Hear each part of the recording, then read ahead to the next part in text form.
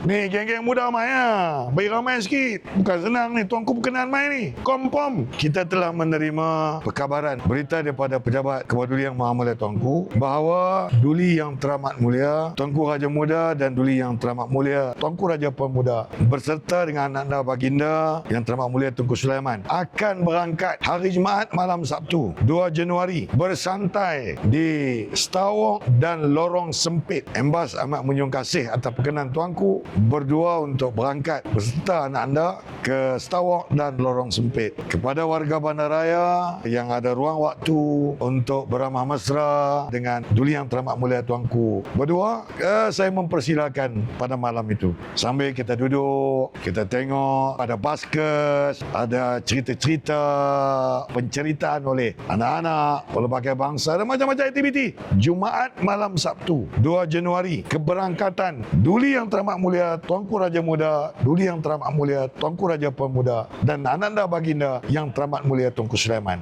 bersantai di Stawok dan Lorong Sempit.